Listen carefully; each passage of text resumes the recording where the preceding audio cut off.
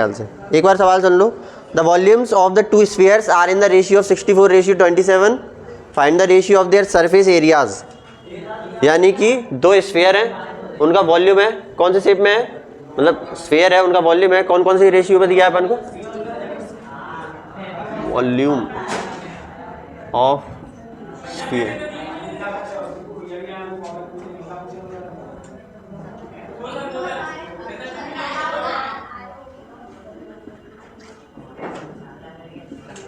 यही है ना, 64:27। ठीक है, तो अपन इतने से ही निकालेंगे पहले। क्या वॉल्यूम ऑफ स्फीयर का फॉर्मूला क्या होता है, उसी को रख लेंगे। या फिर एक काम करते, volume of sphere 1 and volume of sphere 2। ये 64 है और ये 27 है। इन दोनों की जगह फॉर्मूले रख दो। 4/3 पाई आर, इसकी आर को 1 मान लो। 4/3 पाई आर 2 क्यूब। ठीक है, ये यहाँ से ये कैंसिल हो गए दोनों। R1/R2 whole cube 64/27। अब R1/R2, या तो ये क्यूब रूट उधर ले जाओ या इनको ही बना लो, किसका, 4 का और 3 का, तो ये कैंसिल हो जाएंगे। क्या बचेगा, R1/R2 4/3। ये अपन को रेडियस मिल गई दोनों स्फीयर्स की। अब उन्होंने पूछा क्या, सरफेस एरिया। सरफेस एरिया निकाल लेंगे अपन, क्या उनका भी रेशियो पूछा है, तो रेशियो निकालेंगे direct. Surface area, surface area of S1, surface area of, ठीक है मैं ये लाइन खींच देता हूँ, ऑफ S2। और कितना कितना है, अच्छा फॉर्मूला लिखते हैं डायरेक्ट। क्या होता है इसका फॉर्मूला, 4πr² 1² और 4πr² ठीक है, इसको R1 और इसको R2 मान लिया अपन। ठीक है, 4π से 4π कट जाएगा। रेडियस 1 कितनी है, 4 यानी 16, और ये कितनी 3 यानी 9। तो ये अपना निकल आया डायरेक्ट, अब इससे ज़्यादा कटेगा नहीं। ये आ गया अपना S1 रेशियो S2 कितना आया है, 16 रेशियो, बस यही आंसर। ठीक है, the volume of two spheres are in the ratio of 64:27। Find the difference of their surface area if the sum of their radius is 7। आधा सवाल सेम है, यानी कि रेडियस उतनी ही निकलेगी, पर इस बार वो बता रहे हैं कि उनका डिफरेंस दिया है सरफेस एरिया का, नहीं सरफेस एरिया का डिफरेंस तुम्हें फाइंड करना है, उनकी रेडियस का सम दिया है तुम्हें 7। ठीक है, आधा सवाल तो पहले जैसे कि उतना कर लो, रेडियस तो निकाल लो कम से कम। चलो उतना करते हैं, मैं लिख लूँ थोड़ा गिवन वगैरह। एग्जाम्पल नंबर अपना 22 है।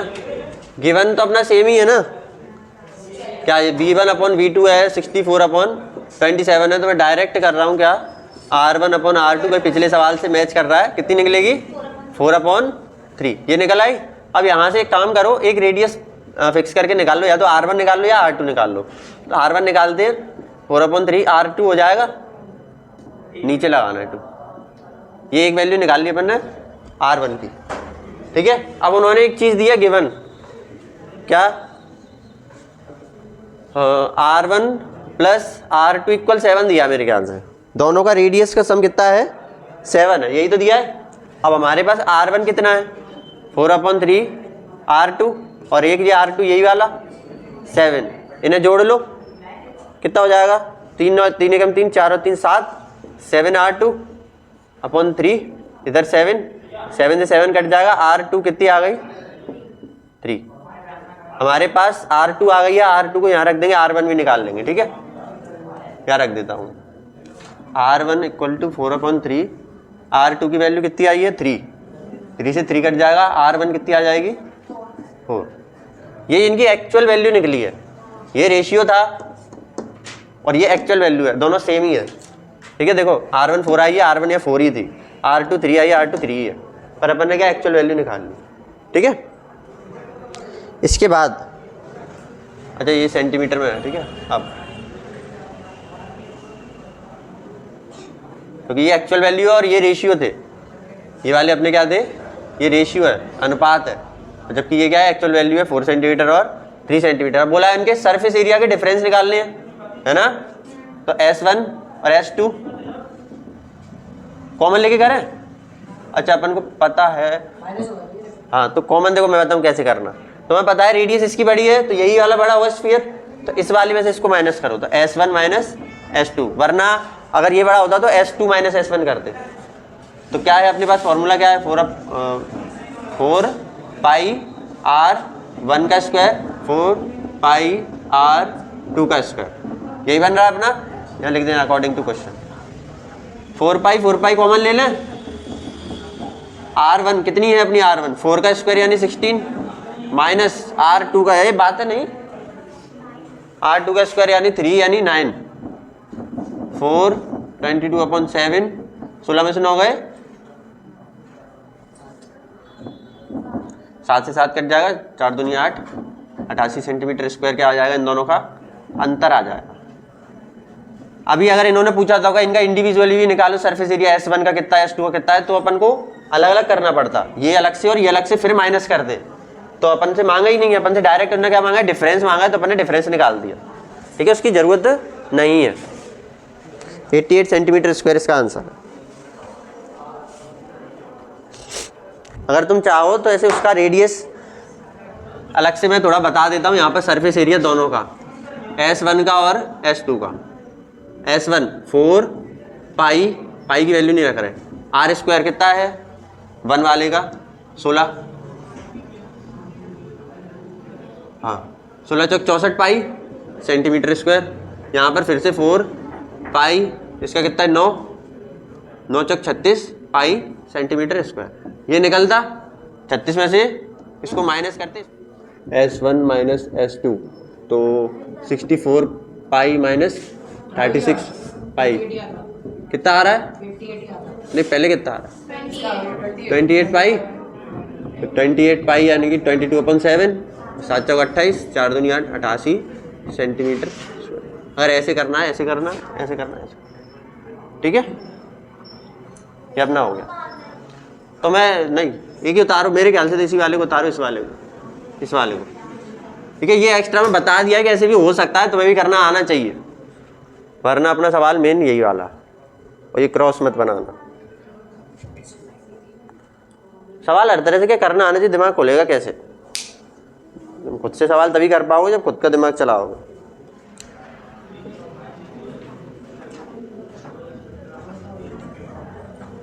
अगला सवाल सुनो, थोड़ा अजीब सा है, ठीक है। ए स्फीयर, सवाल सुनो निर्मल, कर लिया क्या ये भी। ए sphere and A right circular cylinder of the same radius have equal volumes. मतलब एक स्फीयर है और एक क्या है, सिलेंडर है, इक्वल रेडियस के, यानी कि आर और आर सेम, दोनों आर मान ली, ठीक है। फिर क्या बोल रहे हैं, same radius and have equal volumes, इनके वॉल्यूम भी आपस में बराबर हैं। यानी कि मान लो जैसे V1 और V2 आपस में कैसे हैं, बराबर। यानी कि इसका क्या होता है फॉर्मूला 4/3, और इसका क्या होता है, ये आपस में बराबर है, ये ऐसा उन्होंने गिवन करके दिया है। जब भी बोले वॉल्यूम बराबर है तो तुम वॉल्यूम मत सोचा करो, तुम फॉर्मूले सोचा करो कि ये बराबर है, ठीक है। फिर what percentage does the diameter of the cylinder exceeds its height। यानी कि ये पूछ रहे हैं कितने प्रतिशत से उसकी जो व्यास है किसकी, बेलन की, वो अपनी हाइट बढ़ाएगा। मतलब इसकी हाइट पूछ रहे हैं ये, और उसका परसेंटेज पूछ रहे हैं कितना इंक्रीमेंट होगा इसके वॉल्यूम में। ये सवाल आधा गायब है क्या, पूरी बात नहीं लिखी, या तो कन्वर्ट करने का कुछ बोला हुआ ना। चलो आधा तो करते हैं अपन सवाल। गिवन क्या है अपन को, गिवन अपन को देखो ये सारी चीज़ें गिवन है, यानी कि वॉल्यूम ऑफ स्फीयर इक्वल है वॉल्यूम ऑफ सिलेंडर के, यानी बेलन का आयतन क्या है, ये 4/3 पाई आर क्यूब और पाई आर स्क्वायर एच। पाई से पाई कैंसिल कर दो, ये R3 से R2 कट जाएगा क्योंकि रेडियस सेम है, ठीक है। तो सिर्फ एक R बचेगा, 4/3 R, यहाँ पर ये R स्क्वायर पूरा कट जाएगा, ठीक है। या फिर देखो ऐसे लिख दूँ मैं आर स्क्वायर और आर, तो ये आर स्क्वायर से आर स्क्वायर कट जाएगा, आर बचेगा, यहाँ बचेगी एच। इसको अलग तरह से लिख लेते, या फिर एक काम करो, रेडियस इधर, इसको 2 × 2 आर लिखो, नीचे 3 इधर एच, 2 आर यही रहने दो, बाकी सब उधर भेज दो, 3h/2। 2 आर इसलिए करा है क्योंकि 2 आर इक्वल डी होता है, ठीक है, वी नो दैट। क्या इसको कहीं साइड में बनाओ,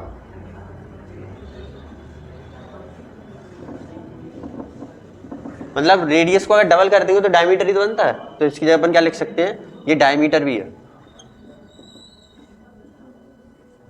2 आर क्या है अपना, डायमीटर है। ये अपन को क्या मिल गया, डायमीटर मिल गया, किसका, सिलेंडर का। अब देखो इसमें क्या है, परसेंटेज वगैरह बढ़ा है, अकॉर्डिंग टू क्वेश्चन लिख देना, d-h। हाइट एक्सीड कर रही है, कितनी ज़्यादा हाइट बढ़ गई है तो घटा के माइनस करके पता चलेगा अपन को। ये सेम रहेगा, 3 में से 2 जाएगा, 1 बचेगा।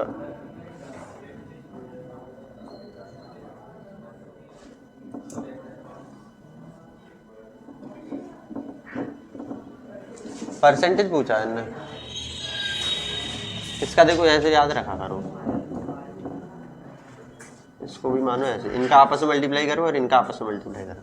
इसके नीचे कुछ नहीं, इसके नीचे मान लो, तो इन दोनों का आपस में मल्टीप्लाई होता है, और दूर दूर वालों का होता है, पास पास वालों का होता है मल्टीप्लाई, और दूर दूर वालों का होता है मल्टीप्लाई। तो यहाँ से h/2h,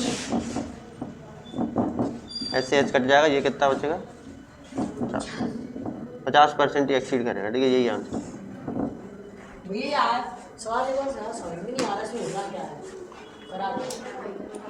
ये इन्होंने कुछ पूछा है कि हाइट इसकी कितनी एक्सीड कर जाएगी, यानी हाइट पहले से कितनी बढ़ जाएगी इस बेलन में, डायमीटर से ये हाइट कितनी ज़्यादा है, ये पूछ रहे हैं। कितनी ज़्यादा करने के लिए अपन ने माइनस करके पता कर लिया कि पहले कितनी थी, इतनी थी, बाद में कितनी हो गई, इतनी हो गई, नहीं, पहले h अकेली थी, फिर बाद में कितनी हुई, h/2 हो गई, और दोनों की परसेंटेज निकाल ली। पहले जितनी थी वो ऊपर रख दिया, पहले वाली नीचे रखा, बाकी वाला ऊपर रखा, और परसेंटेज के लिए 100 से मल्टीप्लाई करा, फिर ये नीचे h का है क्योंकि ये पहले थी। कभी कंपेयर करते हैं ना किसी भी क्वांटिटी को, तो वो नीचे ही आती है। जैसे कॉस्ट प्राइस सेलिंग प्राइस में पड़ा होगा, मुनाफा वगैरह होता है, तो हमेशा कॉस्ट प्राइस नीचे आती है, क्योंकि पहले कितने थे तुम्हारे पास वो देखा जाता है ना। जैसे तुमने 100 में कोई चीज़ खरीदी, 200 में बेच दी, तो प्रॉफिट परसेंटेज पूछेंगे तुमसे, तो तुम हमेशा नीचे वो रखोगे जो तुम पे पहले था, फायदा कितने का हुआ वो ऊपर रखोगे, बस मल्टीप्लाई करोगे 100 से परसेंटेज के लिए, तो यानी तुम्हें परसेंटेज का फायदा हो गया 100%। नीचे ये रखा जाता है जो पहले था, इनिशियल वैल्यू बोल सकते हैं अपन इसे। तो इनिशियल वैल्यू पहले कितनी थी, अपनी हाइट इतनी थी ना, हाइट इनने बताया था, पर बाद में कितनी हो गई, इतनी हो गई, उस दोनों की परसेंटेज निकाला है। हाँ, कोई ज़्यादा है या कोई चीज़ कम है तो माइनस करके पता चलेगा कि कोई चीज़ कितनी ज़्यादा है किसी से। 24 वाला सवाल एक आखिरी सवाल है, अच्छा सवाल है, और सुनो अच्छे से और करो, दिमाग लगाओ। तो मैं सामने आके बोलता हूँ, सामने क्यों। ए स्फीयर ऑफ डायमीटर 6 सेंटीमीटर, यानी कि ये गोला है, मैं कहाँ बनाऊँ, यहाँ बना देता हूँ, जिसका क्या डायमीटर है 6 सेंटीमीटर, इसका डायमीटर है। इसको एक सिलेंड्रिकल वेसल में गिराया गया जिसमें पानी भरा हुआ है। ये एक वेसल है सिलेंड्रिकल, जिसमें इसे गिराया गया है, इस गोले को, ठीक है, जिसमें पानी भरा हुआ है।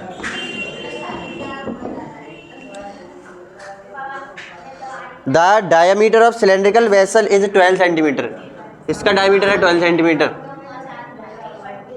If the sphere is completely submerged in water, यदि स्फीयर को इसमें पूरा डुबो दिया जाए तो कितना पानी ऊपर उठेगा, इस बर्तन का पानी या इस वेसल का पानी ऊपर कितना उठ जाएगा, यहाँ से यहाँ तक, ये हाइट अपन को निकालनी है, ठीक है। सिर्फ हाइट निकालनी है। देखो अब एक चीज समझो, अपने को अभी सिलेंडर इस पूरे को मान के नहीं चलना है, अपन को मान के चलना है सिर्फ इतने इतने को सिलेंडर, जहाँ तक पानी है उसको मेन सिलेंडर मानो, वो भी तो एक सिलेंडर की तरह ही है, वो भी तो बेलन है, और ये अपना क्या है, गोला है। इस गोले को लेकर इस पानी में डाल दिया, पूरा डुबो दिया, तो ये गोला यहाँ कहीं आ जाएगा, इसका वॉल्यूम और इसका वॉल्यूम एक दूसरे में घुस गए, तो इसके वॉल्यूम से इसके वॉल्यूम में क्या आएगा, फर्क आएगा, और ये वॉल्यूम इसका बढ़ जाएगा, और वो उतना ही बढ़ेगा जितना इसका वॉल्यूम होगा उतनी इसकी हाइट ऊपर बढ़ जाएगी। तो अपन को मेनली काम वॉल्यूम से ही है, दोनों के वॉल्यूम से ही काम पड़ेगा अपन को। तो दोनों के वॉल्यूम आमने सामने रखेंगे अपन, ठीक है। तुम लोग अपनी कॉपी में करो। क्यों, मौसम खराब है?